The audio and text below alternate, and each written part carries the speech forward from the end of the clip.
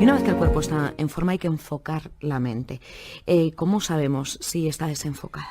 Bueno, sabemos que la mente está desenfocada por múltiples estudios que demuestran que al menos el 47% del tiempo estamos totalmente desenfocados. Si esto fuera una cosa anecdótica, no tendría más importancia. Uno se enfoca y ya está. Es que el desenfoque de la mente está asociado con una reducción de la salud, con una reducción de la eficiencia, con una reducción en la capacidad de aprender, de tomar buenas decisiones y con una reducción en la capacidad de conectar con los demás. ¿Por qué es esto? Porque hay un circuito en el cerebro, uno de mis maestros, el profesor Judson Brewer, es uno de los que más lo ha investigado. Hay un circuito en el cerebro que se llama la red neuronal por defecto. Es la red del despiste. Tiene sus funciones hasta cierto punto, pero cuando estamos en esa red durante demasiado tiempo, hay otra red que está desconectada, que se llama la red ejecutiva central. La red ejecutiva central es la que nos ayuda a estar en el presente, es decir, en el momento, aquí y ahora, recibiendo muchísima más cantidad de información y, por tanto, tomando decisiones más deprisa. La red neuronal, por defecto, nos lleva siempre al pasado o al futuro. Al pasado, a ver qué hice, tenía que haber hecho otra cosa, y al futuro para preocuparnos. Cuando uno aprende a controlar la atención, que no es someter la atención, es enfocar la atención, se ve que hay un cambio en el circuito. La red neuronal por defecto empieza a apagarse y la red ejecutiva central se activa. Esto se ha asociado con mejoras en la salud, potenciación del sistema inmune, mejoras en la eficiencia, mayor sensación de bienestar y mayor conexión. De hecho, a la red neuronal por defecto, digamos la red del despiste, hay una frase que es a wandering mind is an unhappy mind, es decir, sería una mente que divaga es una mente infeliz. Por eso es tan importante entrenarlo. Y porque hoy en día que vivimos entre pantallas, el grado de déficit de atención que se está captando en niños y en adultos es absolutamente descomunal. Y es muy importante entender que tras en la raíz de eso está nuestra dificultad para enfocar la atención. Por eso es tan importante leer libros. No digo mi libro, un libro. Leer libros, porque el libro te obliga a mantener la atención. Obviamente no digo leer un libro que resulte insufrible, digo un libro que tenga por lo menos algo de atractivo interés para el lector. Y mantenerse ahí en lugar de decir, ya estoy cansado, me voy a ver qué hay en internet. No, es el aguantar ahí, ir adiestrando, ir potenciando ese circuito. Porque si nos damos cuenta, estamos constantemente moviendo la atención de una pantalla a otra. Y es mentira, radicalmente mentira, que la multitarea sea algo que el ser humano está preparado para hacer. No es verdad. La atención es una capacidad del cerebro humano que cuando nosotros la dividimos, es decir, si yo en lugar de prestar atención solo a, divido entre A y B, digo, no, yo puedo estar en A y B. No, cuando estás en A, no estás en B. Cuando estás en B, no estás en A. O sea, la alucinación es que estoy en los dos. No es verdad. Si estás en A, plenamente en A, captarás información que no puedes captar si estás, aunque sea a gran velocidad, pasando a B. Las pantallas nos hacen ir constantemente de A a B. Por eso creo honestamente que la lectura de los libros es uno de los mejores entrenamientos. Y entiendo que hay que volver a esa lectura. El entrenamiento del alma, en este sentido, es el entrenamiento de esa musculatura que nos ayuda a reconectar con eso que para mí es sagrado. Un ser humano es sagrado, los demás son sagrados, la naturaleza es sagrada.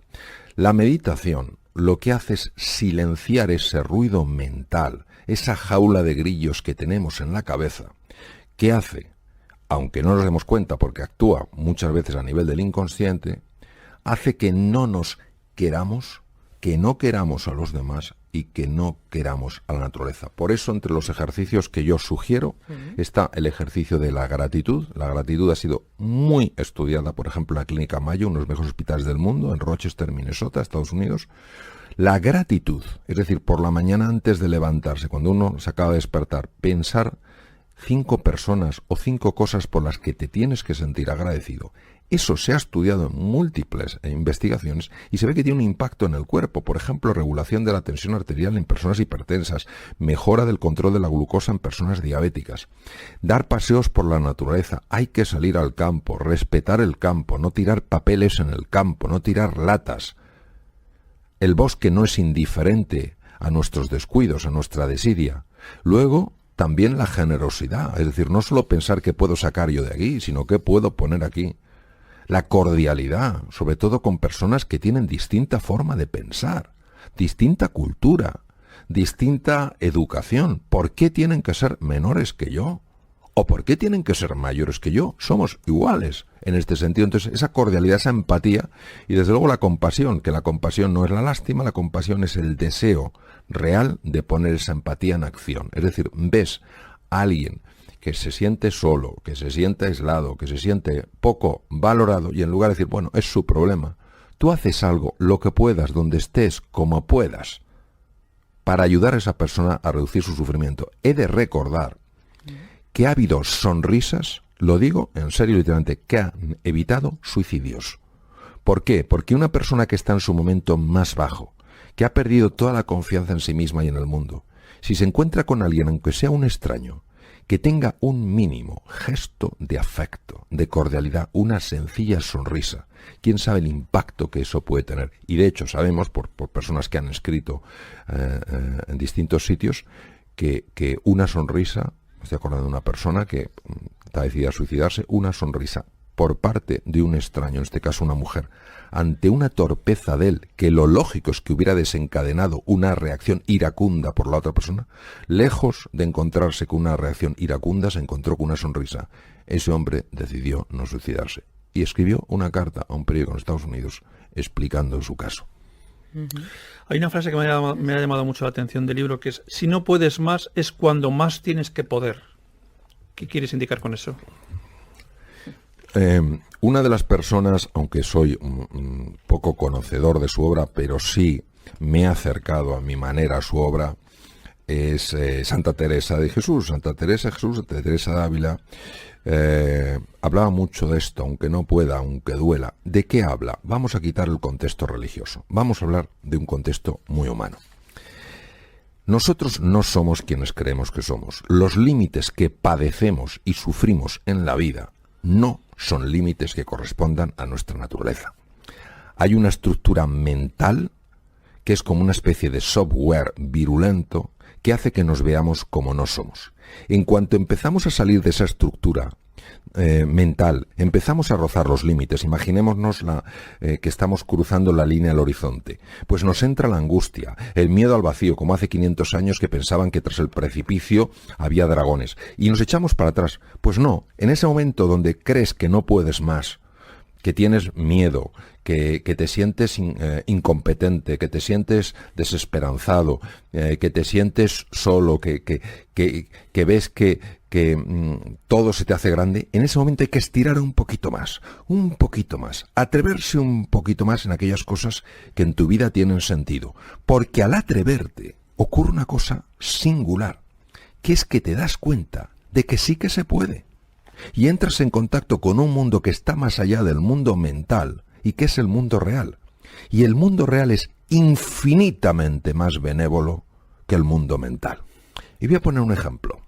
En una situación que no es nada fácil, que es la pérdida de un ser querido. Y una persona diría, por favor, el mundo real, a esta persona tan joven, yo hace poco perdí un queridísimo amigo, en nada, se nos fue nada. Dices tú, el mundo real, pero ¿cómo va a ser benévolo el mundo real? No. Nosotros no entendemos desde la mente el mundo real, no entendemos por qué gente tan extraordinaria se va tan pronto. Pero fijémonos lo que puede hacer el mundo mental. El mundo real ves una pérdida, duele, es difícil. Uno tiene que superar el proceso duelo. Pero imaginemos lo que puede hacer el mundo mental. ¿Por qué esta persona que era tan buena? ¿Por qué esta persona que era? ¿Por qué nos ha ido alguien que era más malo? ¿Por qué no sé qué tal cual? Y nos mete en una dinámica que, lejos de ayudarnos a recuperarnos de la pérdida, lo que nos llena es de frustración, de resentimiento contra la vida, de desesperanza, de sensación de que la vida es algo tan absolutamente incierto que nos supera. Por eso creo que todo acercamiento al mundo real, incluso con sus dificultades, nos va a ayudar a encontrar nuestros verdaderos límites, que desde luego son muchísimo más superior, o sea, muchísimo más, ¿cómo diría yo? Nos damos cuenta de que los límites que nos contienen no son reales en absoluto. Es decir, que el campo de juego que tenemos, el mundo de posibilidad y de oportunidad, es infinitamente superior al que creíamos. No sé cómo nos podemos acercar. ¿Algún ejercicio práctico? Hablaba usted del de dar gracias. ¿Alguno más que podemos recomendar a los oyentes? Sí, vamos a ver. Y lo voy a explicar en muy poco tiempo. La clave para serenar la mente solo es una, en mi experiencia, que es el dominio de la atención, que no es el sometimiento de la atención, es el gobierno de la atención. Entonces, la atención hay que dirigirla a el presente, cuando el circuito de la mente errante lo va a querer llevar al pasado en sus lamentaciones y al futuro en sus preocupaciones. ¿Qué es lo que está vivo aquí y ahora? Algo tan sencillo como las sensaciones de mi cuerpo. Sensaciones como puede ser pues lo que yo noto en la mano en este momento, lo que noto en el codo, o la respiración que noto que va haciendo que mi cuerpo se expanda y se retraiga. El simple hecho de llevar la atención unos minutos a esas sensaciones que expresan la existencia de un cuerpo que está vivo en el presente, tienen en sí la capacidad de reducir la actividad de la mente errante, del circuito neuronal por defecto, y activar el otro circuito. Si esto es tan fácil, si esto es tan sencillo, ¿por qué nadie lo hace? Porque desde el punto de vista de la mente condicionada, esto no tiene ningún sentido. Vamos a ver, estas prácticas tienen 2.500 años mínimo de haber existido. Ya en el Bhagavad Gita de hace 3.000 años ya se habla del problema de la mente, pero fue el príncipe Sakyamuni Gautama Siddhartha, el primer Buda, Sakyamuni Buda, el que descubrió que la mente es caótica, y cuando la mente es caótica genera todo tipo de problemas, y que la forma de serenar la mente era el dominio de la atención. ¿Cuál ha sido la dificultad? Porque esto no se ha incorporado antes y porque ahora el mindfulness hace furor en los hospitales, en Silicon Valley, en las escuelas, en las universidades. Porque claro, todo el mundo atribuía esto a algo muy esotérico, muy de la religión budista, poco tiene que ver conmigo, es otra cultura, a mí esto incluso me repele. No, la ciencia empezó a estudiarlo hace 30 años, una serie de pioneros, y dijeron, vamos a ver si esto tan sencillo como es poner la atención en el cuerpo, en la respiración, tiene un impacto. Y yo personalmente, con uno de los pioneros en el mundo, el Dr. Herbert Benson, que fue profesor mío, estábamos en el hospital, en el Deaconess de Boston. Yo estaba en trasplante hepático en aquella época y él estaba en lo que estaba, que era cardiología. Y hablábamos en su despacho, yo había bajado de mi departamento, estaba en el suyo, y me decía, mira Mario, nosotros estamos aplicando esto en enfermos con patologías cardíacas que requieren cirugía. Vamos a ver, cuando hablamos de una extracorpórea hay que parar el corazón, hay que hacer una cirugía, la que sea, una válvula, un bypass coronario, y luego tienen que ir a la UBI. Claro, en la UBI uno de los problemas, y lo sé por cuando yo estaba como uno responsable de la UBI en Estados Unidos, cuando venían los enfermos con cirugía cardíaca, pues la cantidad de arritmias que pueden hacer, muchas no tienen mucha importancia, pero algunas sí son muy severas.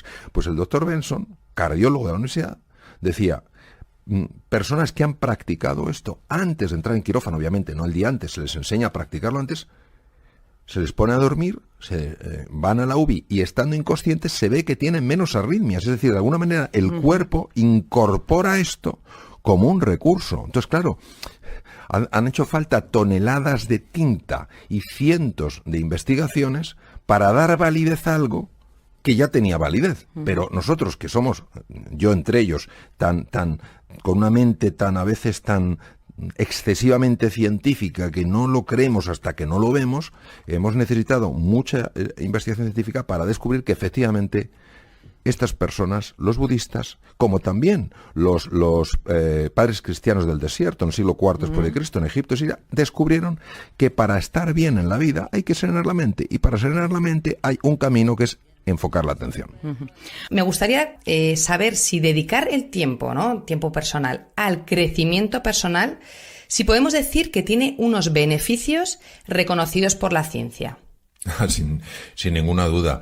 Tú fíjate que nosotros manejamos sin darnos cuenta un esquema que tiene bastantes deficiencias, que es yo tengo que hacer un montón de cosas para tener un montón de éxito y ser famoso, cuando en realidad habría que invertir el esquema. La clave es quién eres tú. Desde el ser, tú haces y tú obtienes. todo lo que tiene que ver con el ser tiene que ver con el crecimiento personal. Es decir, en el fondo todos somos mineros que tenemos que picar mucha roca de granito para acabar encontrando la veta de oro.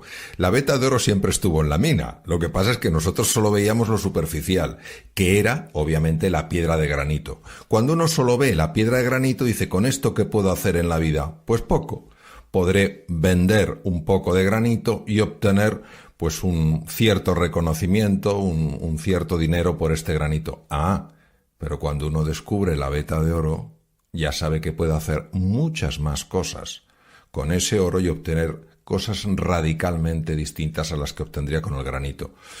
El crecimiento personal, desde mi punto de vista, desde mi perspectiva, es el camino que te lleva del granito al oro.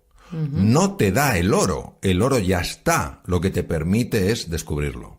Y por supuesto, la ciencia en esto, de forma consistente, está demostrando que es así. Por ejemplo, todas las prácticas de silencio bien llevadas, que son camino hacia la veta de oro, se sabe perfectamente que cambian la arquitectura cerebral, pero además en tiempos que jamás se hubiera considerado posible. Se sabe también que potencian el sistema inmune, que es fundamental para hacer frente a cualquier tipo de enfermedad. Una persona que sea agradecida, que es otra forma de cavar en esa mina, una persona que sea agradecida es una persona que regula mucho mejor su tensión arterial y mucho mejor sus cifras de glucosa. Entonces, al final se ve que todo está conectado, es decir, la dimensión más sutil, que es la dimensión, podríamos decir, espiritual, la dimensión que se acerca más a ese oro, está totalmente conectada con la dimensión física, porque ambas dimensiones se pueden distinguir, pero no se pueden separar. Es como si yo quiero separar la palma del dorso de mi mano. No existe una mano que no tenga palma y no tenga dorso. Lo que sí puedo es distinguirlas, pero están tan perfectamente entretejidas que es una unidad. Entonces, en el ser humano está perfectamente entretejida su dimensión física, anatómica, fisiológica, con su dimensión mental y su dimensión trascendental. La gran ventaja de esto es que todo impacto a nivel físico, impacto positivo me refiero, que tiene que ver precisamente con el crecimiento personal, que por supuesto incluye al cuerpo, incluye nutrición, incluye descanso, incluye ejercicio físico, tiene un impacto directo en los procesos mentales. Las personas que hacen ejercicio físico, que cuidan su nutrición, son personas que están más tranquilas, que son más serenas, que son más entusiastas, está más que visto. Y además afecta a su dimensión anímica. Son personas más agradecidas, son personas más generosas.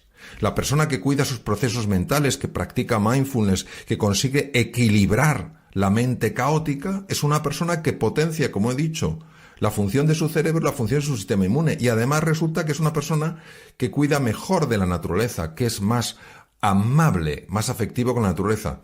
La persona que por las mañanas, en lugar de enfadarse ante la cantidad de cosas que tiene que hacer, muestra una gratitud por tener un día más que poder vivir, es una persona que curiosamente vive con más equilibrio mental y con más salud física. Entonces son tres dimensiones entretejidas. ¿Qué pasa? Que normalmente, como la dimensión mental y la dimensión espiritual son dimensiones sutiles, pues hasta que la ciencia no ha mostrado cómo esas dimensiones tienen un impacto a nivel corporal, pues no se han aceptado. No nos lo hemos creído. No nos lo hemos creído. Y a pesar de todos estos beneficios, que me estaba yo poniendo nerviosa conforme te escuchaba, porque es que realmente es brutal, ¿cómo puede ser que sigamos sin sacar tiempo, ¿no? Porque estás hablando de momentos de silencio, momentos de gratitud. ¿Cómo puede ser que seguimos sin sacar tiempo para una cosa que nos da tantos beneficios? Porque la lente a través de la que miramos la realidad es una lente defectuosa. O sea, nosotros nos creemos lo que nos dice la lente, cuando la lente lo que nos está diciendo no es verdad. La lente nos está mostrando el mundo mental, no nos está mostrando el mundo real. Es decir, si yo en el mundo real tengo tiempo, pero en el mundo mental no lo tengo, yo daré más valor, más credibilidad al mundo mental que al mundo real. Pongo un ejemplo. ¿Que tenemos tiempo? Por supuesto que tenemos tiempo. ¿Que percibimos que no tenemos tiempo? Por supuesto que percibimos que no. Ahora voy a poner este ejemplo tan sencillo. Un amigo mío encuentra en una casa de su bisabuelo un pequeño baúl, que por alguna razón no lo habían visto antes, lo abre y había un periódico mi amigo es austriaco, un periódico de aquella época, comienzos del siglo XX.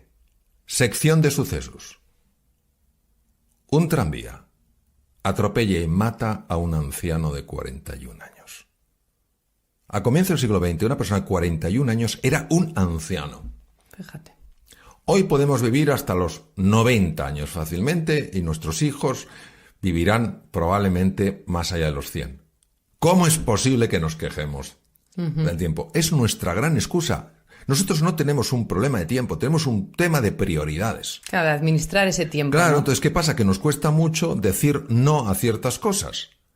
Y tenemos que entender que hay tiempo para hacer lo fundamental, pero no hay tiempo para hacer todo.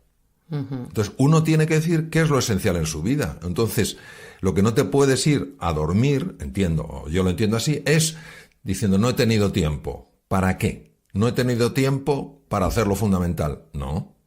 A lo mejor no has tenido presente lo que era fundamental en el tiempo que has tenido. ¿Y por qué siempre lo que no es fundamental tiene más hueco que lo fundamental? Porque yo creo que nosotros en general no gestionamos nuestra propia vida. Todos tenemos un enorme condicionamiento mental a lo largo de generaciones. No es culpa de nadie, es responsabilidad de todos el cambiarlo.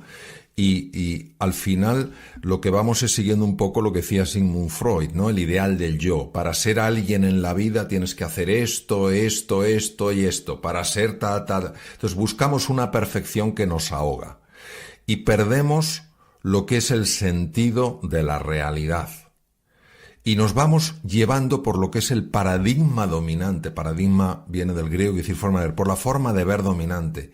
Y por eso es tan triste que al final, cuando una persona está llegando al final de sus días, mire y diga, ¿cómo es posible que mi vida haya sido así?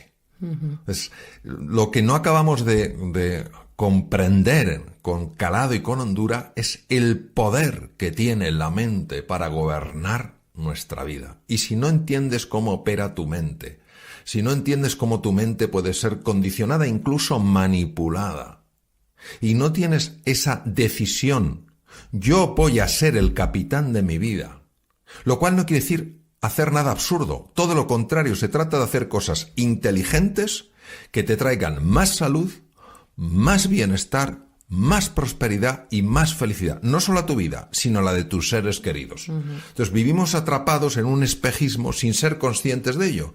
Adam Smith, el gran economista, decía, el pez no sabe que está dentro del agua hasta que alguien le saca de ella. Vivimos dentro de el agua pensando que es lo único que hay.